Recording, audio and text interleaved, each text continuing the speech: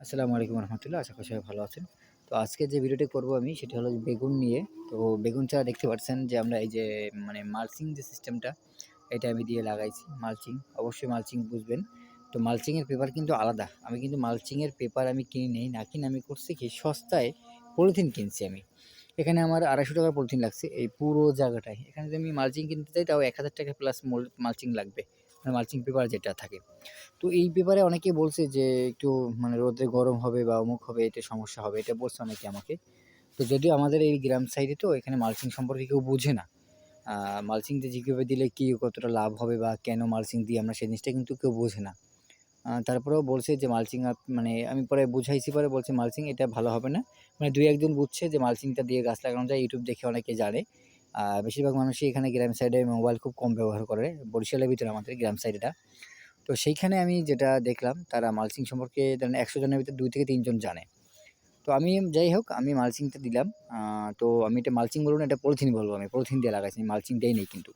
তো মালচিং দিয়ে লাগানোর পরে দেখেন আমি কিন্তু ইতিপূর্বে আমার ওই ভিটাটা একটা আছে, ওইখানে একটা ভিটা আছে। ওই ভিটাটায় কিন্তু আমি মরিচ লাগাইছি, কপি লাগাইছি, তারপর আপনার পেঁপে গাছ লাগাইছি। তার ভিতরতে আমি মরিচ কপি বিক্রি হয়ে গেছে। তো আমি কিন্তু এক, এক করে দেখাচ্ছি আপনাদের একটা জায়গায় আমি হরেক রকম কীভাবে লাগাইতে পারি। তো আমি ওটা আমি বাদ দিলাম। আমি এখানে দেখাচ্ছি। এখানে কিন্তু লং একটা জায়গা। এখান থেকে লম্বা করে ওই মাথা পর্যন্ত। তো আমি এখানে অর্ধেকটা আমি নিচ্ছি। অর্ধেকের একটু বেশি এখানে। ওই পাশে একটু কম, ওই পাশে কিন্তু মরিচ লাগানো আছে। আর এই মাঝখানে কিন্তু আমি দেখেন মেন্দা বানছি পেঁপের। ও টিলা বা মেন্দা বা উচা যেটা বলেন পেঁপে। মাঝখানে আমি দিছি আপনার বেগুন। তার মাঝখানে দিছি আমি একেকটা মরিচ করে, একেকটা মরিচ দেখছেন? একটা মরিচ কিন্তু একেকটা মরিচ। ওইগুলো ওইখানে একটা মরিচ, এইখানে একটা মরিচ। এভাবে আমি প্রত্যেকটা লাইনে ৩ টা করে দিয়ে গেছি এভারেজ মরিচ। আর একেকটা জায়গায় ২ টা করে মরিচ দিছি। বোম্বাই মরিচ যেটা বলে বোম্বাই। বোম্বাই মরিচ, কাঁচা মরিচ না, বোম্বাই মরিচ। আর কাঁচা মরিচ ওই যে ওই পাশ থেকে কাঁচা মরিচ আছে কিন্তু। আচ্ছা আমি দেখাবো আপনাদের। তো তারপরে আমি লাগাইলাম। লাগানোর পরে আলহামদুলিল্লাহ গাছগুলো আমার খুবই ভালো আছে। আমি ১ সপ্তাহ হয়নি এখনো লাগাইছি। গত সপ্তাহের রবিবার, শনিবার থেকে আমি কাজ শুরু করছিলাম। শনিবার, রবিবার, সোমবারের ভিতরে আমার লাগানো ক্লিয়ার হয়ে গেছে। তো তারপর আমার গাছগুলো সাজায় এরকম উঠছে। দেখেন আলহামদুলিল্লাহ গাছগুলো খুব ভালো আছে। দাঁড়ানো আছে। তো তারপরে আমি আশাবাদী যে এই মালচিং পেপার ব্যতীতও পলিথিন দিয়ে লাগানো যাবে। কিন্তু আমি এটা আরও স্টাডি করব যে লাগানোর পরে গাছে কোনো ইফেক্ট পড়তেছে কিনা। যদি ইফেক্ট পড়ে আমি কিন্তু ছিঁড়ে ফেলাবো এটা। যেহেতু মালচিং আমরা ব্যবহার করি সেটার একটা বিশেষত্ব আছে। কিন্তু এই পলিথিনে কিন্তু কোনো বিশেষত্ব নেই। তো আমরা যেটা বুঝি যে মালচিং দিলে কী হবে? ওই জায়গাটা মানে মানে আ মানে ময়লা অর্থাৎ আবর্জনা যেটা হয়, ওই যে ঘাস যেটা হয় ওটা গজাবে না, আগাছা গজাবে না। সাথে পানিটা কম লাগে। কারণ এই দেখেন পানিটা কিন্তু ঘাইমে, আবার পানিটা কিন্তু ওখানে রয়ে গেছে। Mulching পেপারটাও same. মালচিংটা দেখা যায় না যে পানিটা ঘামছে কিনা। ওটার কালারটা ভিন্ন হয়। তো এইজন্য আর ওটা নাকি শীতল থাকে। ২ টো পার্ট থাকে নাকি, একটা পার্ট বলে শীতল রাখে। তাও আমি জানি না আদৌ। এটা অনেকে বলে। তো আমাকে জানতে হবে ওটা। আন্তরিকভাবে দুঃখিত আমি ওটা বলতে পারলাম না আপনাদের। তো এই যে পলিথিনটা এইটা বলে গরম হবে নাকি? তাও আমি দেখছি যে হাত দিয়ে না, গরম হয় না। আজকেও হাত দিয়ে দেখতেছি পলিথিনটা আ একটু গরম হইছে। আমি গরম হয়নি তা বলব না। একটু গরম হইছে কিন্তু, হ্যাঁ? কিন্তু আহামরি গরম না। এই গরম ধরা যায় না এটা। এটা আপনার সাধারণ এমনি গরমের মতোই। যেহেতু সারাদিন রোদ পড়ছে তো এখানে কিন্তু সারাদিন রোদ পড়ে। তো সেক্ষেত্রে একটু গরম হিটে ওটা স্বাভাবিক বিষয়। আর এই হিটে গাছ মরবে কিনা আসলে আমার জানা নেই। তো এইজন্য আমি বলব না আপনাদের ভালো খারাপ, এটা আমি আস্তে, আস্তে পরে বলব। যখন চারাটা পুরো উঠে যাবে বা আমার চারাটা কোনো ইফেক্ট পড়বে না, তখন আমি আপনাদের জানাবো যে আসলে এই পেপার দিয়ে মালচিং এর কাজ করা যাবে কিনা। তো আমি দেখাইলাম আপনাদের যে আমি অল্প জায়গায় অনেক পদের এখানে কিন্তু প্রায় ২৫০ র মতো আ বেগুন চারা, টমেটো চারা লাগাইছি। সরি বেগুন লাগাইছি। আর তার পাশে কাঁচামরিচ, বোম্বাই মরিচ লাগাইছি প্রায় ৬০ টা প্লাস এখানে আছে। আর বা মানে পেঁপে আছে আর আমি কিন্তু সাইডে কৃষি করছি দেখেন। সাইডে কিন্তু আমার কৃষি রয়েছে কয়েক পদের। এই পাশটা আমি চাইলে করতে পারি কিন্তু আমি করি নাই। আর যেহেতু এটা ব্যয়বহুল আছে এটা আমি এপাশে ব্যয় করি নাই।